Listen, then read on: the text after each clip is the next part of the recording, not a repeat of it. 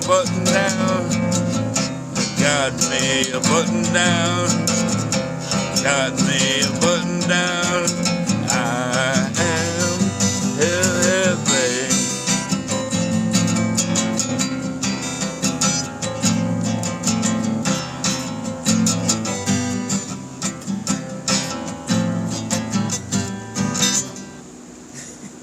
That's enough. Yeah, it's got no.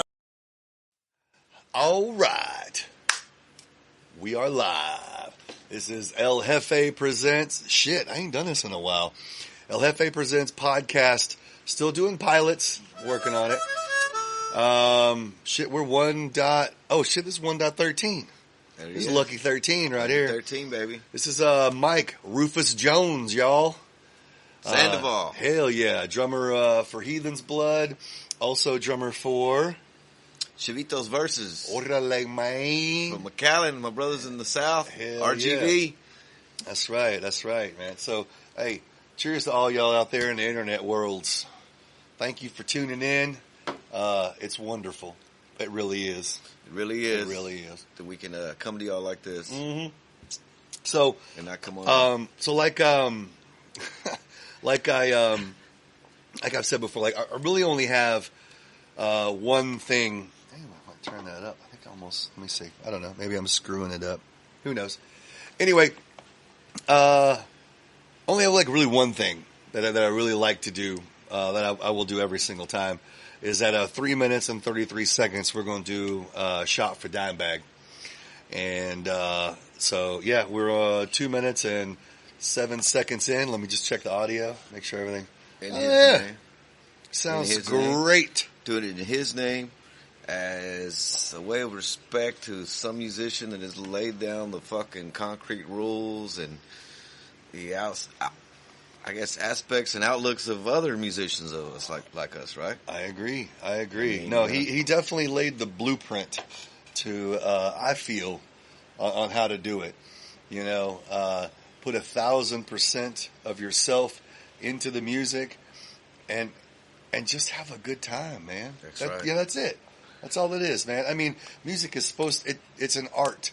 There's supposed to be enjoyment out of it. Now, yes, it can come from a horrible place. Exactly. Because I know when I'm happy for too long, I don't. I'm not as inspired as I am when I'm going through some shit. Well, that's creativeness. It's like it comes out of the darkest places of you. You know, you think that you would create on the most bright places in life, but honestly, you pull the most real feelings from the things that get you the most, which usually are the ones that can make you cry. You know what I mean? Those are the things. I have been crying and writing words. I ain't even kidding. In music, you see that more. You know. All right, we're at 3:33 right now. Thank you, Dimebag, Southern Comfort from Louisiana. Come on. Mm-hmm. That's for you, brother Dimebag. Hey, and Rita, love you so much, babe. Yes, we do. You are by far one of the most amazing, down-to-earth, sweetest human beings I've ever met, and we haven't even spent a whole lot of time together. But met her at Scout Bar. Very nice to me. Nice, very respectful, very cool. I met her out in L.A. at NAMM a couple of times. Mm-hmm. Yeah, but she's never hanging somewhere for very long. Every time I see her, she's moving from one spot to another. You know, it's like, hey, all right, so. I might have told this story before, but I can't remember, so whatever. I'll tell it again.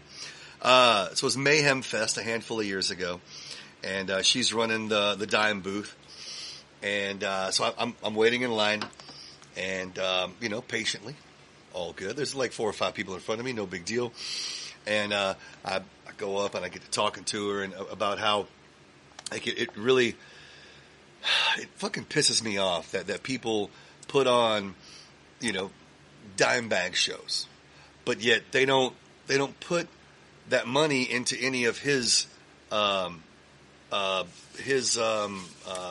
God, it's been a long day.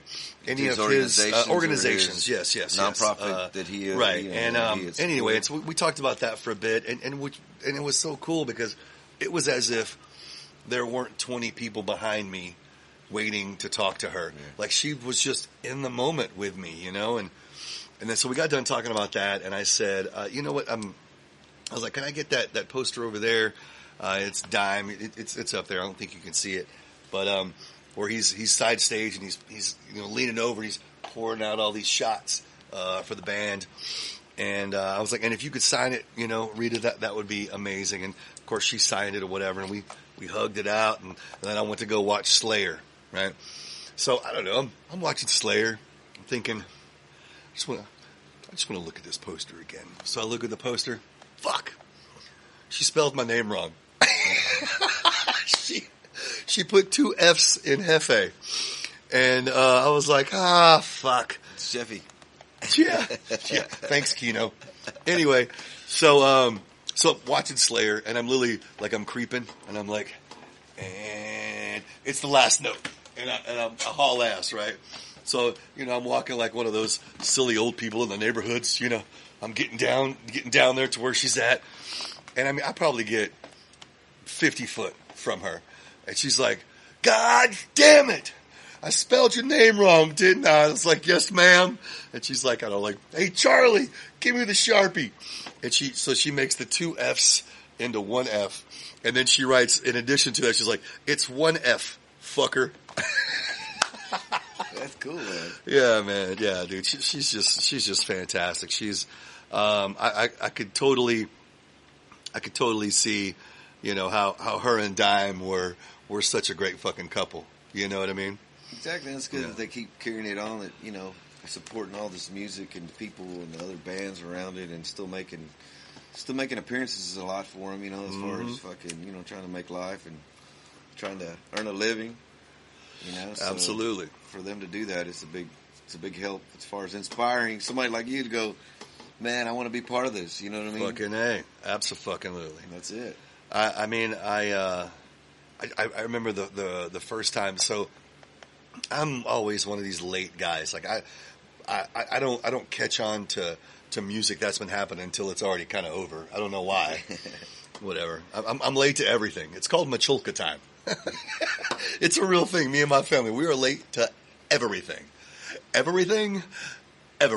Anyway, so it was Far Beyond Driven was the first album that I'd heard, the blue album with the screw through the head, and yeah, and then I heard Vulgar Display of Power, and then I heard Cowboy Some Hell, and I'm like, what the fuck is this? You know, and then it wasn't even until probably 10, 12 years later. You never heard the first album where they're fucking all dressed like bullet belts, and you never heard that album? The butt rock Pantera? Yeah, it was, I forgot the name of that album. Oh my god. Power Metal, fucking was something. Metal Magic was another one.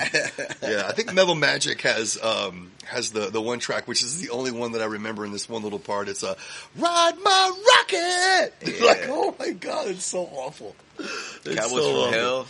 Yeah, Cowboys from Hell, man. That was. I mean, definitely. That is the Pantera that I know. You know what I mean? Cemetery Gates has to be one of the all time that you cannot fucking just take away from fucking as far as Dimebag and his dude. Oh my god, his soloing and everybody, the whole band and that music, which I would like to even hear the story behind how that was created. Just that one song, for sure, because that's like memorable and everything. That's history, you know what I mean? Mm-hmm. I agree. I was talking to somebody that was from Dallas this other day, and they said, H-Town. They go, well, I'm from Dallas.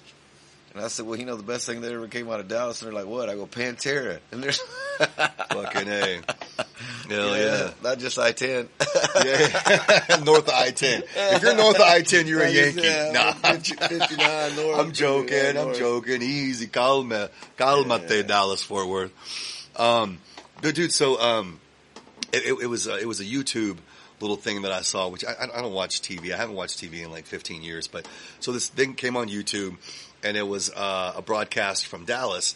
And since all this COVID bullshit, you know, the stadiums, people aren't going to the stadiums or whatever. I mean, maybe they are now, but anyway, I don't know, a year ago, we'll just say that. Anyway, so it's an Arlington news channel, and there's this super cute young, interviewer. Again, I'm sorry, y'all. My brain is mush today. What is she? A broadcast? Not a broadcaster. No, she's the one doing the... Anyway, whatever. So I'm sorry, y'all. I apologize. I'm normally way smarter than this. I promise. Anyway, so she's in the stands at Arlington, I guess Arlington Field, where the Rangers play. Okay. And so basically what you can do is you could pay money and get your silhouette put in the stands, right? Well, someone had paid to have Vinnie Paul's silhouette in the stands, and she's there, but like, yeah, this is Vinnie Paul. And like the guy at the news center, it was like, well, how do you know Pantera? And she's like, and I think she says something like, wait, you don't know Pantera? Like, walk? Dun, dun, dun, dun, dun, dun, dun. I was like, what? Yeah. This young chick is a newscaster, I guess. I don't know, maybe that's what, anyway. But yeah, she was like, dun, dun, dun, dun, dun, dun. I was like, dude, that's so fucking rad. Yeah, man, I mean, good shit. Good shit. So I think tonight, so we just had Heathen's Blood rehearsal, and it was freaking dope. Nailed down My Misfortune. Oh man, y'all, cannot wait to put this album out for y'all. It's going to be a little bit, but we're working on it. Everything in life these days is slow. Takes time. It does. But that's a great Clint Black song, by the way. I just heard a real, actual significant thing about that song. Killing Time? The reason that album was called Killing Time is because it took so long to do. They took over a year to release it, and then they still needed another song, so they threw "Killing Time," the actual song, at the very end of the album after it was after it was mastered and everything. Get out! They needed one more song. They put "Killing Time" in there, thinking it was just an extra song, and it wound up being the hit. It wound up being the fucking hit. Hold on, so Yeah. Just like that, dude, Jimmy Buffett, he was writing an album, and they're like, "Hey, bro, we have literally 4 hours left of studio time for you to write a whole nother song, and we need it like now." And so he literally went off. Yeah, go for it. And recorded Margaritaville.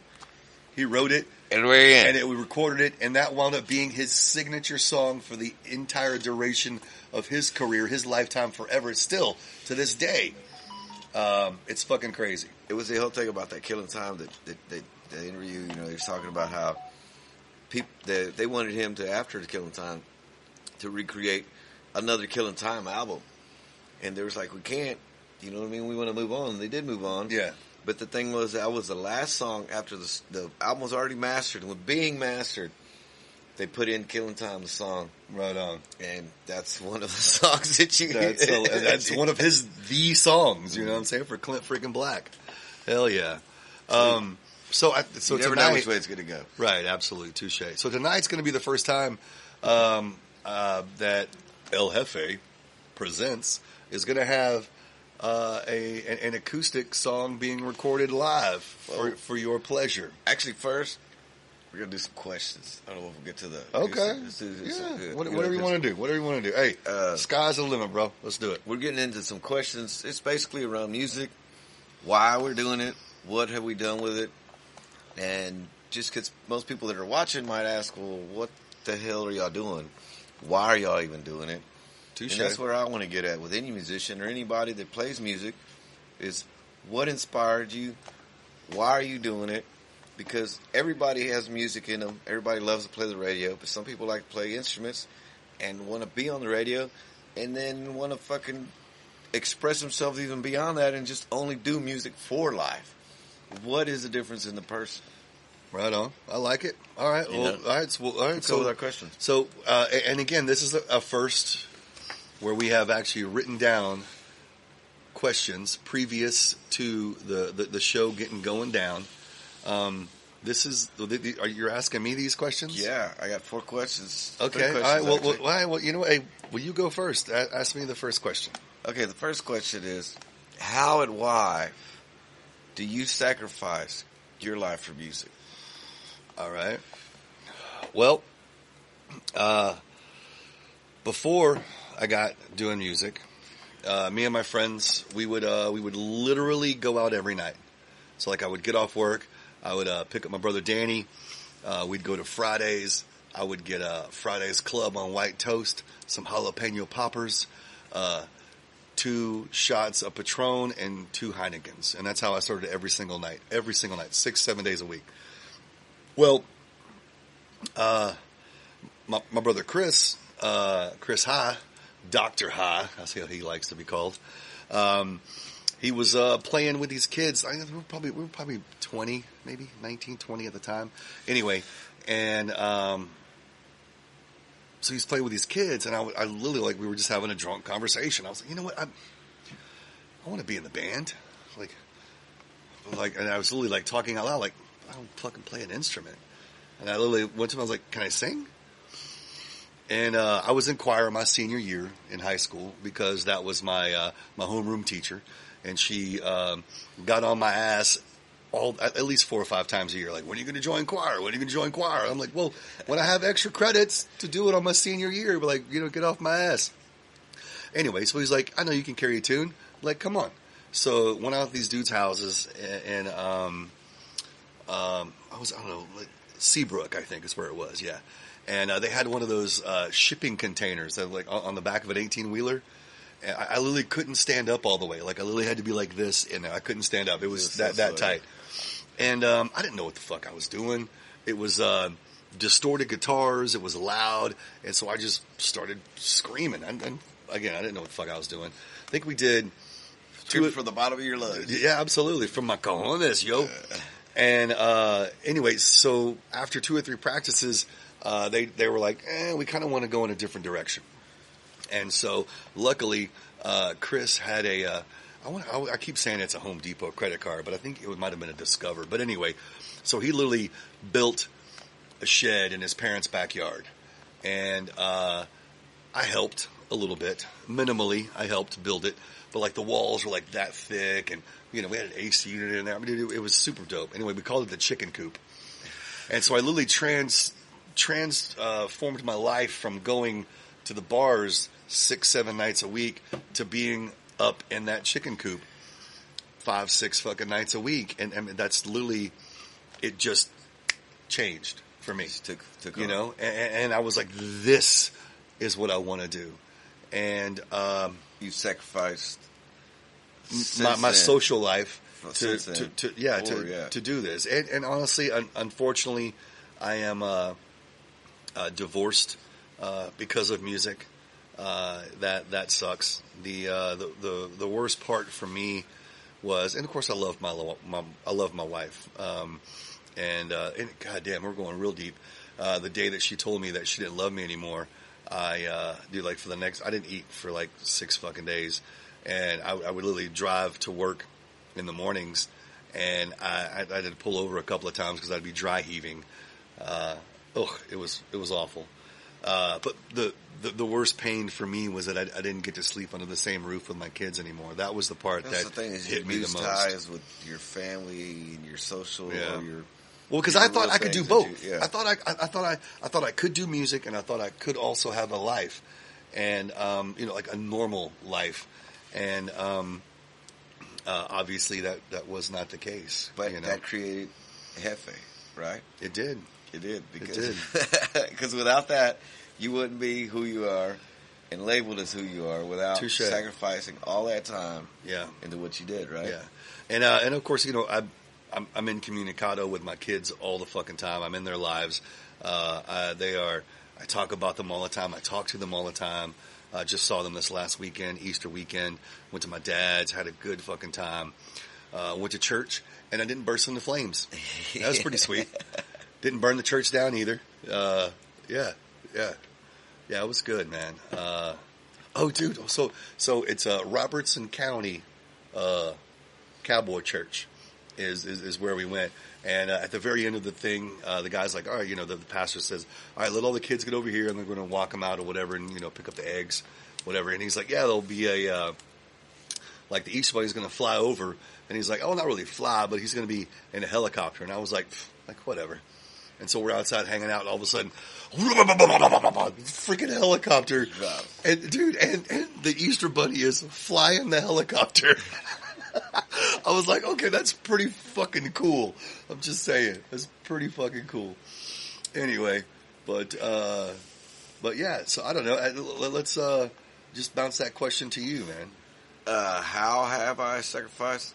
The same way from beginning, from when I was a kid, from listening to. When did you start music?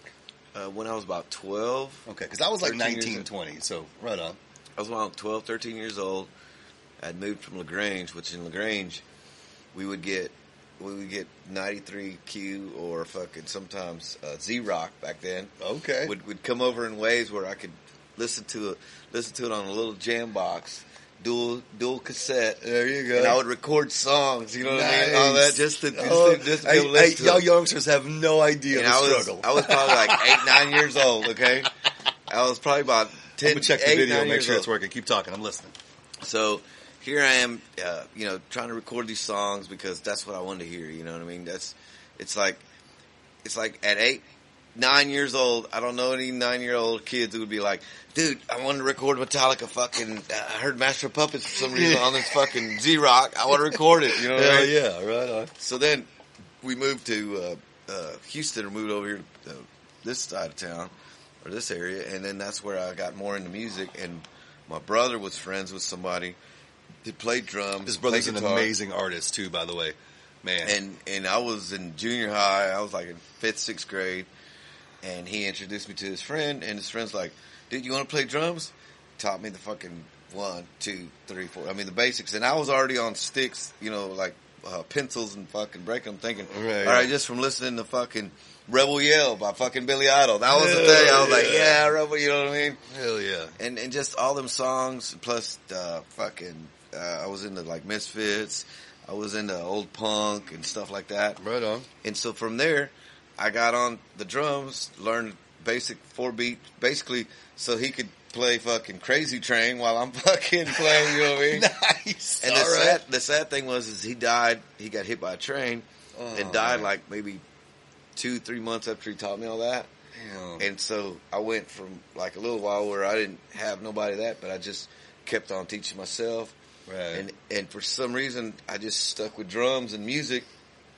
And from there, I went on from, to other people, jamming with them. And like you said, chick coop, find places where you're sweating your ass off, fucking just playing it. Absolutely. And I did. I traded my whole life in for that. And it went all the way to where I got married, had kids. Next thing I know, I kind of put it away.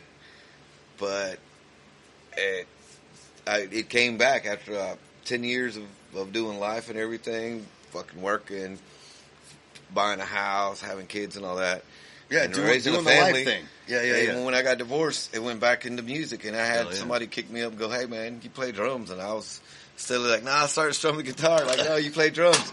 Next thing I know, I'm playing drums for a band, and it just went on from there. And since then, hell yeah, I haven't quit. And it's been part of that. And have I sacrificed for it? Yes, I have. Absolutely in any way possible, because you don't just get it by going, "Hey, I play music and this and that." No, it's like, why do you play music? And then you have to keep playing it because nobody gives a shit because everybody else plays music. Fucking A. You know what I mean? And so it's one of those things that keeps going, that I can't stop. I'm still at this point not going to stop. Yeah, shit, no. And that's the whole reason I'm here right now today. Fucking A. Doing this podcast. Cheers to that. All right, so I'm going to need you to talk for a minute because I got to pee all of a sudden. All It right. hit me. I shall return, y'all. Well, second question is, and what do you want your life in music to share a positive vibes for people around you? Like, how do you share that? How do you share that? And so many people do different types of things like benefits, do nonprofit organization support, do music for it. And honestly, like even going to St. Jude's or going to hospitals to sing and participate with kids with cancer. All that is a part of positivity that music generates, music brings around, without people wanting to, besides just be their selves on a stage in their music, to generate to other positive type values, as far as like, singing to kids with cancer, or participating in type of music programs like that. Without that, there isn't the first thing. There isn't the whole genre of music, the whole, is it something? What is music? it's just commercial. No, it's not just commercial. It's lifelong accomplishments, lifelong involvement with anybody. So without projecting and doing something positive besides what you do, it's really pointless because your works are not fulfilling. And that's, you know what I mean? That's the thing that has to be done, and that I am seeking and I'm trying to find more and more every day to try to put into music, that how can I reflect something positive, share it with people, and show that what I'm doing, what I love, also has to reflect on something positive and something, some kind of virtue that it helps others. You know? You got to help others no matter what. I agree. You got to give forward. You got to do it whatever you can. Yeah, and the thing, I mean, you just don't know where that inspiration's gonna come. Like, there was this, Pinche Gringos. We did this song called Bipolar Queen, and it's just, about crazy bitches. Really, it's what the fucking song is about. And there was this dude, like, after a show, came up to me and said, dude, I bought y'all's album a year ago. I'm back here again at the show, but like that Bipolar Queen song, bro, it helped me get through some shit. And I was just like, that one? I'm not saying our songs are moving or anything like that, but I'm just saying, but like that song touched him. Like you just never know what's going to touch somebody. Like I said, it's so fucking crazy, man. So fucking like Dead crazy. Kennedys, too drunk to fuck. Yeah. Got me through a lot, man. Got me through a lot. I love Dead Kennedys. I hear that. Yeah, me too, man. Me too. Yeah. Just stuff like that. And that was the second question. Third question is, what do you think of new hip hop compared to the old hip hop we grew up on? Oh man. Well, first off, fuck mumble rap. That shit is bullshit. I even saw an interview with Scarface from the Ghetto Boys saying that you are literally taking the art out of it. Cause like, I don't know, like there was some stupid shit, some stupid fucking white girl, braces or whatever, and she's like beats going, it's like, coffee pot, hot. And I'm just like, the fuck?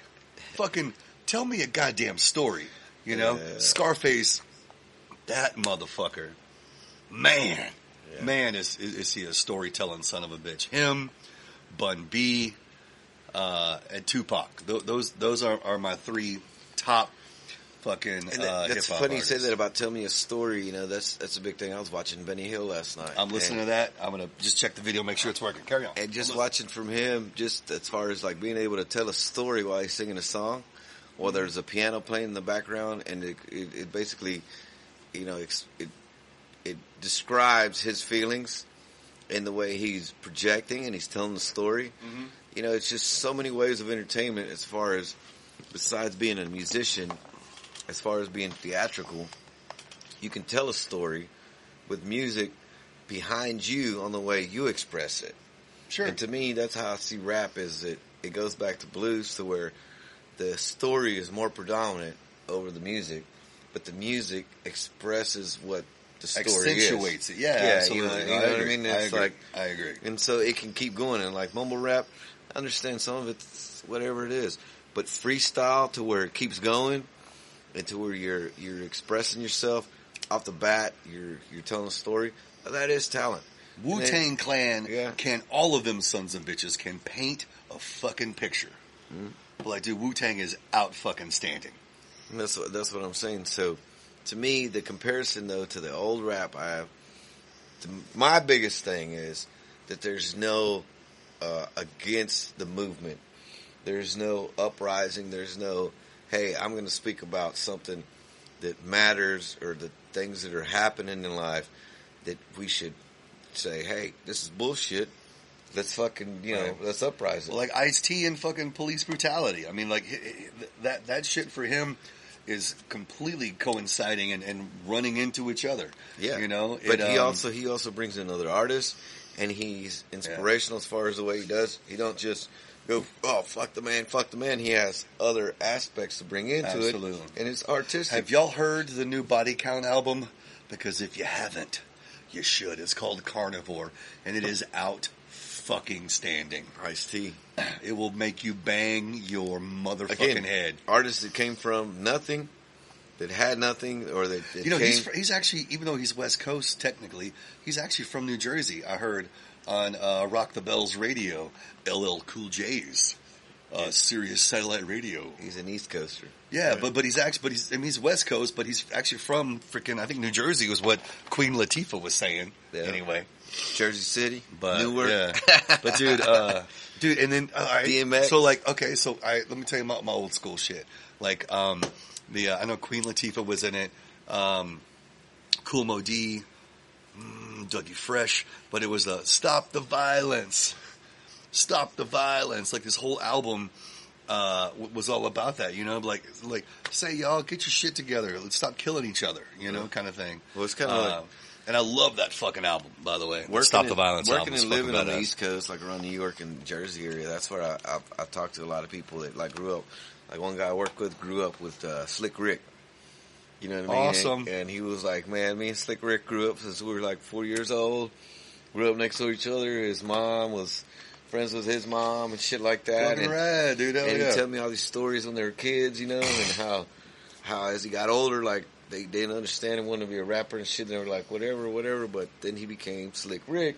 Hell yeah. You know, and Homeboy fucking showed me all kinds of shit, pictures and things of him and how they were homeboys and stuff, but how he became that when nobody would thought he would become that. And it was Slick Rick, you know what I mean? Right. It's from there came Nas, fucking, then DMX. DMX is East Coast. By the DMX is currently on life support, so oh shit, mad love to you, brother. Fucking fight through. I hope you fucking make it, man. Did not know that, but yeah. Stuff This like happened that. like 2 or 3 days ago. And, it's crazy those things like that. Like you look back and when you're a kid, you hear all these things. So me being around people like that in New York, it kind of opened up my mind as far as that. Plus other punk music, other music, because New York really opened my mind up towards artistry. Dude, Bad Brains. Yeah, Bad Brains. Dude, Beastie Boys came to fucking Brooklyn, you know? Fucking, man, yeah, dude. All of that shit, dude. Yeah, Cro-Mags. And all that, dude. Yeah, dude, man. Fucking Cro-Mags. Dude, so let me, I want to tell the first story, the first time I met Scarface. So, I'm working for a Houston cellular agent. So for all you old schoolers, that kind of tells you how long ago that was. So they were set up across the street or across the highway from the Astrodome, and so we're there, and the car install guy, right? So I'm working there 11 days, right? And car install guy, you know, I always like to get in tight with them, and they're normally interesting people. And he's like, dude, Scarface is coming up here, and I'm like Scarface? He's like, yeah, we have Rap-A-Lot Records account. I'm like, what? Yes, you know. So anyway, we've done with that conversation, and I'm just signing thank you cards, you know, like at my little desk or whatever, and then all of a sudden,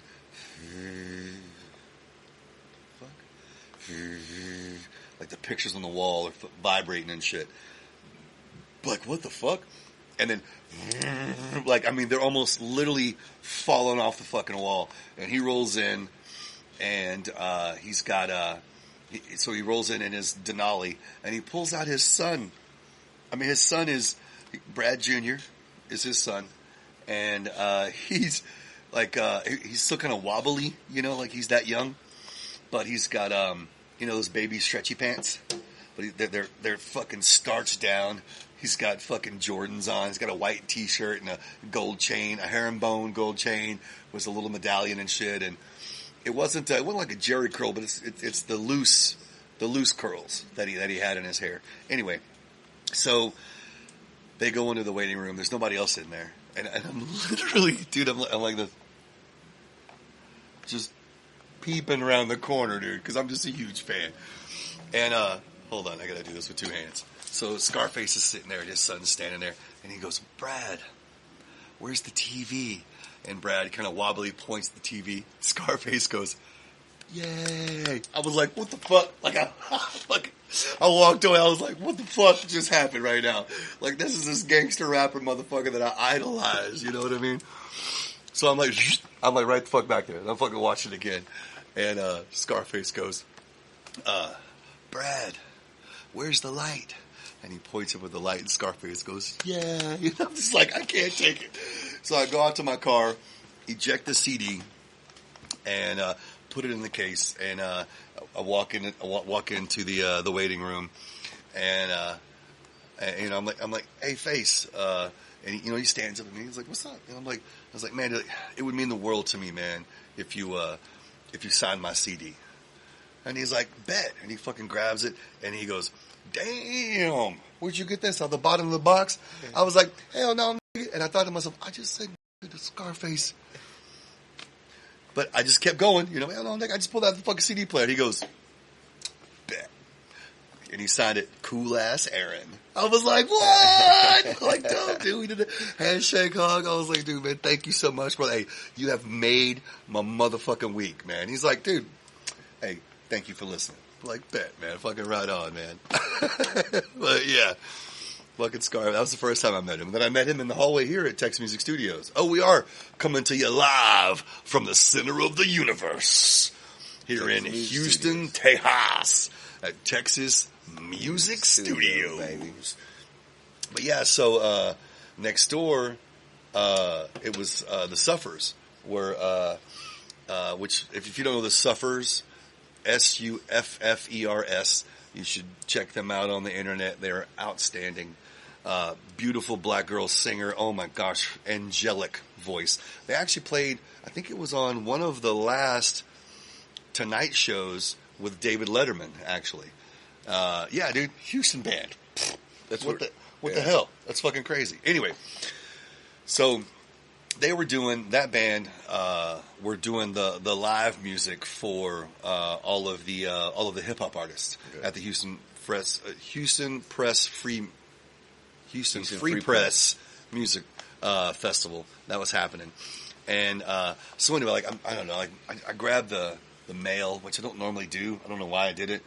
When I walk in, and then it happened to be Face. I didn't realize, but he as I'm going through the bills, as I'm walking down the hallway, he goes, "Damn!" and like jumped out the way. He's like, "Shit, keep them bills away from me." I'm like, "These ain't even for me either." He's like, "Better something like, you know, well, better good that way, you know, or some shit, you know." So him and his homeboy fucking leave, and then I thought, that was motherfucking Scarface. So I go to their fucking room. I was like, "Did I just see fucking Scarface in the fucking hallway?" And they're like, "Yeah." Like, fuck yeah, man. Good shit, man. Super fucking cool. I don't know. Anyway, yeah. Old school hip hop. I fucking love it. New school can eat a dick. Yeah. I'm just saying. I mean, I don't know. Like, for me, new school is like Nelly. Like, I love Nelly. Of course, that's still old. I love Nelly. You know? That country grammar shit. Dude, get the fuck out of that. Album is dope, start to finish. Batter Up. To like Cash Money Boys, fucking all that. Oh, yeah, I do have I can have me a Cash Money fucking CD. You know? The last question that I had for you is, why do you love Lone Star Beer so much? Oh, man. All right. Well, and I'm a bit of a fan. So I wound up basically growing up, like my whole family, that's what they drank. And so in my family, there were a few rite of passages. So one of them is bait boy. Right? So when you're fishing, you bait everybody's hook. That's just what you do. You know, I'm the young kid. I'm not fishing because I ain't got the patience to just sit there, you know. Bait boy. Yeah, so bait boy. Second one is gate boy. So when we go up into the country, you jump out the truck, you open the gate, and then the last truck that rolls in, you shut the gate, and you jump in the back of that truck, and then you roll in. Well, my favorite was beer boy. So you got to get the first drink every time. And at 5 years old, you go get everybody beer. I got, dude, I was on it, bro. I got quite inebriated. Actually, my dad's cousin, I guess he'd be my second cousin, Chuck, and his buddy Hoss, I remember, we were it's in Franklin, Texas. We were out they were sitting out on the front porch, and I'm just acting a fucking fool, dancing around, being stupid or whatever. And they were just cracking the fuck up. And I remember just all of a sudden stopping and going like I just ran out of gas. Like, I'm tired. And I literally went inside the house and passed out on my grandparents' fucking bed. And that was the beginning of the love. That was the beginning of love for fucking Lone Star beer. So absolutely. You love it, no matter what. Oh, absolutely. Because I still got one in my house that you left. It's still there. It's Dude, still there. So I got this because I was going to the bars a lot, and it's loud there or whatever, and like, hey, what do you want? A Lone Star? What, a Lone Star? So like, I got this. I was like, hey, what do you want? One of these. And the thing I didn't realize was, like, you can every 7th or 8th new place that I fucking went to, bartender was like, that's dope. First round's on me. I was like, fuck, I didn't even think about that. Like, I need to get a Jaeger shot over here. Like, yeah. I need one of each of these. Hell yeah. All right, so I guess we're going to go into my questions then. How did you get into music? We kind of talked about that already, though. Basically, yeah, it was, loving, like, just at fucking young age, 8, 9 years old, just loving, at that time, loving, like, what I could hear or what I could see. I mean, TV kind of manipulated me into commercials of what music, but radio is what got me loving music and just wanting to fucking play. Even though I couldn't play, I would take fucking pencils and go, all right, I'm fucking playing the beat. But then getting into it was somebody actually showing me how to play drums. Hell yeah. And then them playing guitar to it, and I was like, fuck yeah, this is what I want to do. This is what I want to do. Yeah, this is what I love. This is the juices going, baby. Yeah, hell yeah. And so, it was basically that. Kind of explained it earlier. For sure. And so being an artist, what I don't know, where do you pull your inspiration from? Again, that's the other thing. It's like, where do I get my inspiration? I get my inspiration from other artists. I can't say, everybody go, well, you write original music. Yeah, I do. I try to. But no matter what, you ain't going to play a note that somebody else ain't played 1,000 fucking times already. And I take from other artists, I take from other things. Same. I've been constantly, I love rock and roll, I love heavy metal. But the thing that's put me, honestly, that's put me back into being inspired by everything is the blues. It's real blues, old blues. Hell yeah. Rock and roll. Well, that's where rock and roll came from. Yeah, you know what I mean? And hell yeah. And from what I've heard a lot of people say that it is. Up the harmonica? Just being able to just, you know what I mean? Hell yeah. Fucking, just being able to do that, like, it made me go, there's more to that. There's more to that. What the fuck can I do? Absolutely. And each time, it's from the harmonica, from the guitar, from the drums. What more else can I create out of it? Absolutely. That's what's inspired me as far as an artist. What more else can I get out of it? For sure. You know what I mean? I love that. What? So you going to play a song for us or what? No. We're going to do that? We're already breaching the time already. Yeah, that's what I'm saying. I don't know if I have time for a song. Hey. And I don't. We have time. Well, I want to get through these. And okay. I actually ain't into the song tonight. But when I come back as Rufus Jones, I want to play a fucking few songs for you. Tonight, we're just talking about us. Getting into Jefe. It's one of the key questions I want to know. Why do you love Lone Star so damn much? Wrote a song about here it goes. What else you got here? I don't know. Why do crazy girls? Why do crazy girls? First of all, what is a crazy girl? Yeah. What is a crazy girl? Mental. Yeah. Bipolar. Fun. Scary. Yeah. Exactly. Why do crazy girls? Why do you like peanut butter? Because it's delicious. right. There we go. Cheers There's to the that. answer. Hey, we need to shot for that one. Delicious. Well, go ahead and take Why that drink. do crazy take girls? that drink first. We'll do Why that do first. crazy girls? Because they're delicious. Why do you like peanut butter? Why do you So like delicious. fucking Cinnamon Toast Crunch fucking cereal? Mm-hmm. You know what I mean? It's And just in case I'm not sponsored by the time this comes out, Southern Comfort. It's made in Louisiana. It's in the South. It's fucking delicious. All right. So, what are your musical goals? What would you like to achieve by the time you are taking your last breath? okay. By the time I'm taking my last breath, is be able to have songs out that people will listen to and they'd appreciate and go, he's taking his last breath, but he did what he wanted to do. In other words, there'll be songs there that people go, man, I love that. I love this. Or, you know, hey, I love that song. And there'll be people there that'll go, I remember that time. You know, that motherfucker wrote that because, or you know why this? Because it's part of life. Everything you do in music is part of who you are. It's organic. It's who you are. It's got a life. It breathes. Yeah. The songs that I have or I come up with, for the most part, there's things that I make up and things that I throw in there, but the actual music and the memories and the times are because that's where I was at in life. That's how I was living. That's what I was doing. Right. And it's not going to be like, well, he wrote these songs, but he was not that. He did this. No. Everything I do and everything I express and say is what the fuck I've done, what the fuck I've lived, and who I am. Right on.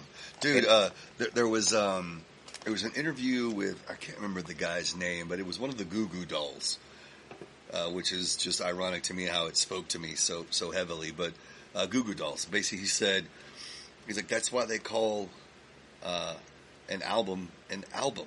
Like, it is a snapshot in time of a band, you know, because who knows? I know I'm guilty of it. I'm certain you are too. You record a song, it's out on an album. Well, you may not ever play it that exact way again. You may play it a little bit differently because it's different to you. It means something different to you at that time. It's just different. So many people ask, you know, I heard the other day the question, well, what did you do during the freeze? We just had a big freeze here past few months ago. Big freeze, lost power. People were without power for a few days. Couldn't watch fucking Netflix. Weeks. Couldn't watch shit or whatever, crazy. and it sucks. Again, it's good to raise money for things in situations like that. But people ask, well, what'd you do during the freeze? What'd you do during the freeze? And people were like, oh, this and that. And I'm like, they asked me, what'd you do during the freeze, Mike? I said, well, I learned the goddamn fucking lowrider. And to me, that was the biggest thing. I was like, dude, hell sweet. yeah, I learned the fucking, you know, the suck and blow, baby. Hey, suck and blow, baby. There's a certain way you got to do it and to make it sound right. And I learned that. And to me, that was the biggest. I was like, hell yeah. I was like, and that's a little fucked up because of too many of these Lone Stars. But it was a big achievement for me, an accomplishment. And then people think, oh, that ain't shit. I go, what did you do? Well, I got to watch the rest of my Netflix you know, whatever. Well, that's cool, but I learned fucking lowrider. You know what I mean? Hell yeah. That was my thing, and I loved it. on. And now Touche. I play around. You know what I mean? With it. I love it. I love music, and for any aspect and everything about it. You know what I mean? It takes away from the monotonous of you're taking off fucking Netflix or other things that you're striving for you to accomplish something after you've fucking been at your job by watching some kind of fucking show. That might be cool for you. To give you but for entertainment. me, I have to accomplish something like learning a tune or creating something. I got to admit, dude, this guy sends me all kinds of shit all the time. Like, I don't know, it's just a little recording on his phone where he's singing a line. Like, he's at work driving, and he sings a line. And be like, dude, this would be cool, man. Like, check this out. And, you really do inspire me, man. We were talking about it the other day at your place, man. You got to record it. When you hear it, when you have any kind of inspiration, because if you don't, it's gone. Write it down or record it. Write it down and record it, Yeah, it's gone, man. It's gone that quick. Hell yeah, man. Shit, we don't even have to quit at all at this point. Give them a little bit of you. and everything is going to happen with what we do. Heathens Blood, baby. I'll be right back. Well, I mean, I don't know. I guess I just want people to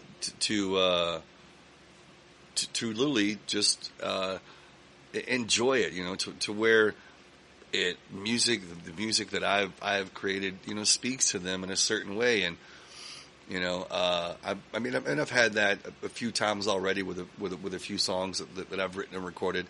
That just means the world to me, and also like with my kids, and having them enjoy the music that I create, and then how they're sharing my music with their friends, and who knows, maybe one of the songs that I've created, again, just allows them to get through a situation, and something that I never even thought of. Like I said, that Bipolar Queen song.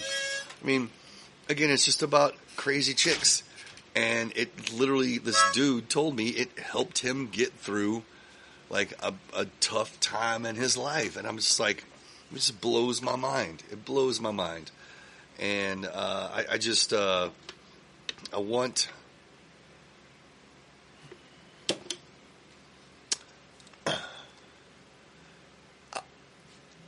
give me a second. I'm trying to articulate the words. I want there to be something other than just memories of me. Exactly. Like I want there to be something, and of course these days digitally down to where, my son's grandkids can listen to music that I created and be inspired by it. Absolutely. I mean, I wrote a song with one of my bros, Copenhagen, and it was called "Daddy Was a Gun," and it's basically a song about my dad just being the badass that he is, and it's heavy, My daddy was a gun, so it's in that kind of vein, distorted vocals, I guess, whatever. And so I played it for my dad, and he was nice and listened to it, But then he goes. So I was like, I don't know, what'd you think? It's a song about you. What'd you think? And he goes, well, it might be a lot cooler if I could understand what you were saying. I'm like, damn, Dad, come on, man.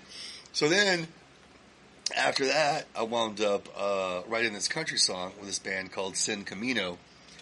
And it was called Empty Bottle. And anyway, so I played this song for him.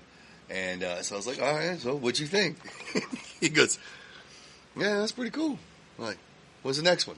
I'm like, God damn, Dad. I'm like, I've been fucking doing music for 20-some fucking years. I finally got you a country song and all you want is the next one? I'm like, damn, man, Yeah, whatever, man. It's all good, man. It's all good. I don't know, man. Music is just such a part of who I am these days. I know it is for you, too, you know? And he's been inspirational ever since. He's been one person that seen that no matter what, as he is who he is, that has become that. As far as like speaking of a friend of mine that was in a band that I played with that has helped is Jack Nasty. His name was not Jack Nasty when I knew him when we were kids, and then I got away from music and it came back to it. And he was like, well, they call me Jack. He was the guy that was like, hey, you play drums, right? Wasn't he the one that got you out of that, or was it somebody else? No, he got me. Me and him from 16 years old. We got with him, and he's the one who made me realize that you can't become what you are unless you are it, unless you do that, because he was not known as Jack Nasty. He was his real name. That's what I knew him as. And then I had a difficult calling him Jack because I was like, that's not who you are. I know you as this. Right. But then after being around him so long and doing it and being around music, and he made that image, he made his name who he is because he was that. Same thing as him, same thing as any others that you've heard that's not their name, but Nikki Sixx. Anybody. You know what I mean? The thing is, it goes on. And they were not born with that name, but they became that name because who they are, and they sacrificed everything for that name and image to become that person. Exactly. You can, and the weird thing is, and I don't know, I see it in hip. Real quick before I go into, you see it in hip hop a lot. People talk about like stuff they have. Like I've known a local rapper. He's talking about rolling on blades and Cadillacs and this and that. And that motherfucker had a fucking Cobalt and had one hubcap, But I was just like for me, it would mean more if you were if when you said these words in this song, Carlos Coy, that it would be if like these are my dreams. You know what I mean? But it's like this is what I have, but they don't. Anyway, what I wanted to say was what says on this thing. Was for his memorial service, and I've heard him say this on more than one occasion. May we all get to heaven a half hour before the devil knows we're dead. Yeah, man. So yeah, I miss you, brother. Dude, it's like anybody, like Carlos Coy, South Park Mexican. You know what I mean? It's like so many people, and artists, actors, and everything you see. That's not their original name, but they have become that by struggling, by sacrificing, by being that in every aspect in any way. Dope House Records is 2 doors down from us. Recently, I'd say recently, a year and a half or so ago. I don't know, man. I got mixed feelings with like the reason why he's in prison, and I don't know. Whatever. Hey, whatever. Everybody's got their thing, you know what I mean? But I don't know. I don't know. It's kind of fucked up to me, but anyway, I did do a song with Juan Gotti. I was just in jail with forget that, but sitting in the county. But one of his sons, in the Harris County jail. Missouri County, funky toes are everywhere. Hold on. Saw a trustee more than me, and I thought it wasn't fair, and it hurts right here. Stuck in here for a year. I miss my girl, and I miss my free world. I really miss my free world. I'm so all alone. I don't know when I'm coming home. The Convicts, man.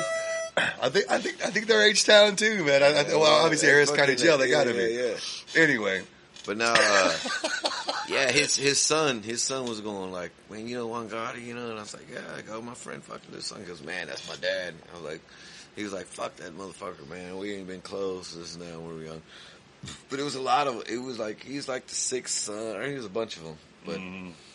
But I go, well, we got to talking. I don't even want to bring that up, but he's one of his sons. Right on. And he goes, man, they were locked up together. Even they even did prison time. He goes, the last time I seen him, we were fucking doing prison time. We got to see each other. He goes, but man, he goes, I don't even want to talk about it. My dad, this and that. I'm like, all right, whatever. But that man sacrificed everything he's done in his life for his family to be Juan Gotti and what he's doing. Sure. And music is still doing that.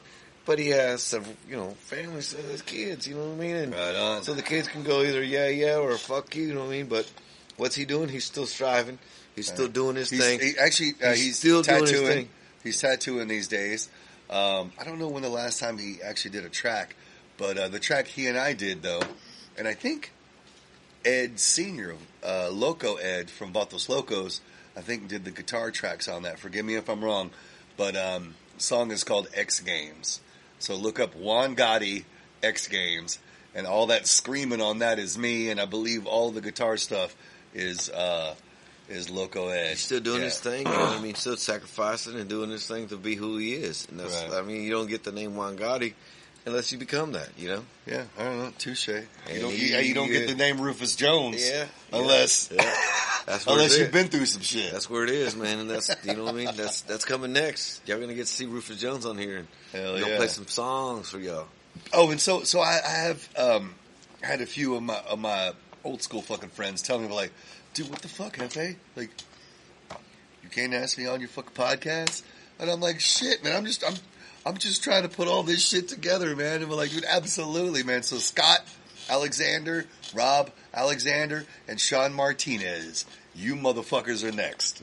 Bring some questions for him, because that's what it's about. We're asking each other questions. For sure. What are we going to be about? What is it? It can be the most anything question you want. But why do you not want to know anything about us? That's the main question. That's why we ask questions, so we have something to talk about. Because you know what? We can sit here and talk about fucking nothing, but we're not. We're talking about ourselves, talking about our life, talking about how you... What inspires us. Exactly. How you can be inspired even more. Absolutely. How you can fucking help. How you can even ask him questions. Send him questions. Oh, yeah. We could totally ask him, that. what do you want to do? Who are you? Yeah, absolutely. Anything. How can you help? You want us to help? You want us to try to promote your stuff? You want us to try to raise money for your nonprofit organizations? More than willing. Holler. More than willing we are. I would love to help out More with than willing. that kind of stuff. Exactly. Like I said, dude, I am down to help anyone out. Dude, I am. Just don't be a dick. And if you're not a dick, then I'm fucking down. You know? Straight up. Don't be a dick. Don't be a dick. That's it. Yeah, man. So, all right. So again, coming to you live Sunco from the. Let's go ahead and do that. We'll do another one for Dimebag. Get out here. Or just for no reason than just because. It's for you, Dime. Fucking miss you. Fucking love you. You have made an impression on my life like you would not believe. And I guarantee you there are millions of other motherfuckers just like me. Damn right. All right. So we are about to sign off from the center of the universe here in H-Town, Tejas. Love you to fucking pieces. Thank you so much for tuning in. Comment, do whatever. Subscribe for sure. Man, thank y'all for fucking listening. Good night. Yeah, we are. God bless. We are out. Deuces. I am Jefe. I am Jefe. I am Jefe. I am Jefe. Got me a button down. Got me a button down. Got me a button down. I am Jefe.